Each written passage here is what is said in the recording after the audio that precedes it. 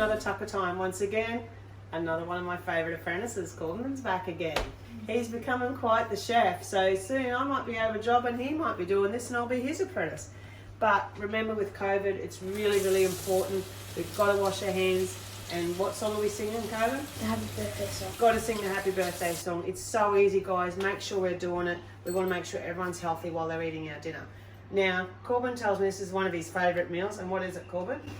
Curried tomato sausages. Curried tomato sausages. How awesome does that sound? It's getting a bit cold.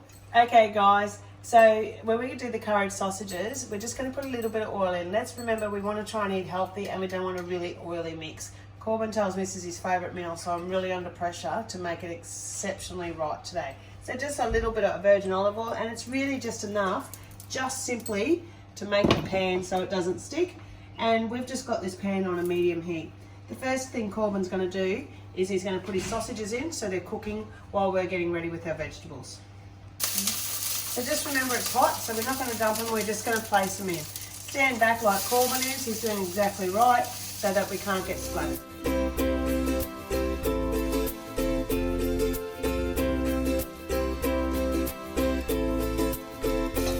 Okay, so Corbin's got the sausages in.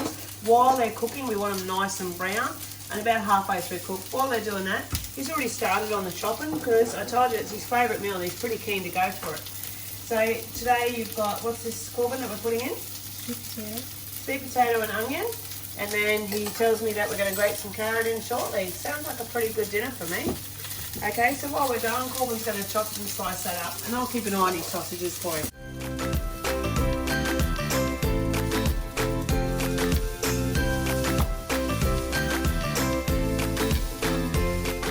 So when you see Corbin dicing, he's dicing the right way. What he's doing is he's keeping his knife on the bottom and bringing it down. It's really, really important.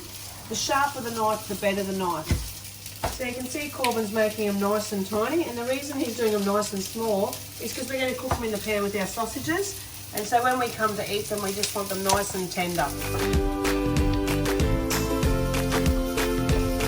So while Corbin was doing that, we've still got our sausages cooking. They're just starting to get a nice brown colour on them. Corbin's going to now throw the sweet potato and the onion in so that can cook the rest of the way with the sausages.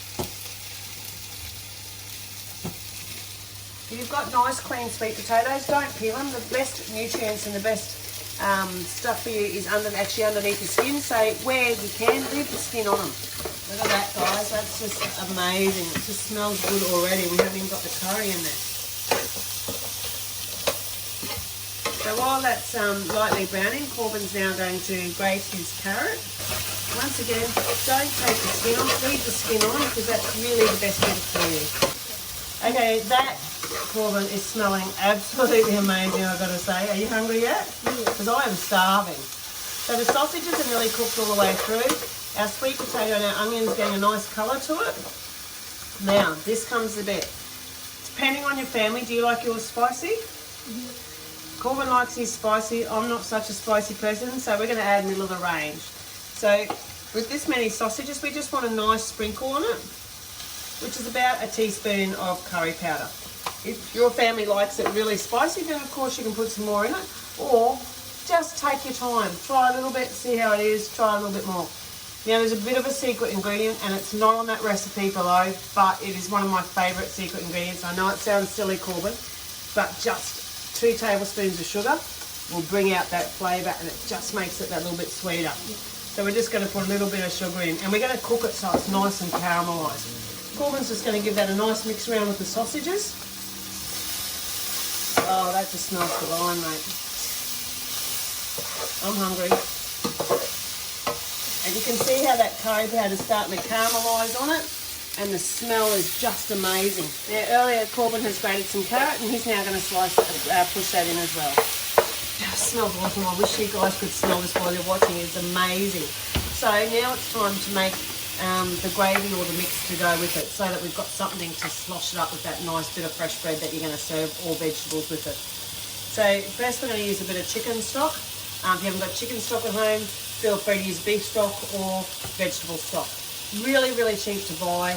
Mum will surely have some in the cupboard. So we're just going to put a good sprinkle of that on it. And while that's doing, we're just going to turn the pan down a little bit so we don't burn it. Now he's going to add some nice Italian crushed tomatoes. If you haven't got crushed tomatoes at home, you can put some capsicum, or if you've got a heap of ripe tomatoes in the fridge at home, dice them up small, tip it all in, mate.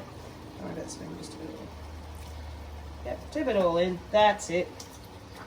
Look at that. That is smelling absolutely awesome, and on a cold night like we've got coming up at the moment, that's going to be absolutely delicious. Now you can see that nice sauce there that Corbin's got happening.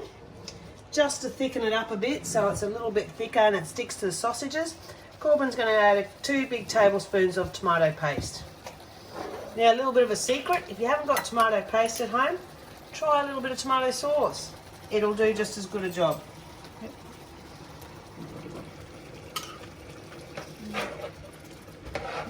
Yep. So there you go, guys. You can see that is turning into an absolutely beautiful, beautiful sauce there. So there we go, guys. Dinner is served. Don't forget, if you're cooking it fresh, that will keep for 3 or 4 days in the fridge. So you don't even have to eat it all in one sitting. What do you reckon, Corbin? How does it go? Oh, look. Oh, I don't think there's going to be any leftovers for tomorrow night's dinner. But look at that. That is simply amazing. It just smells divine.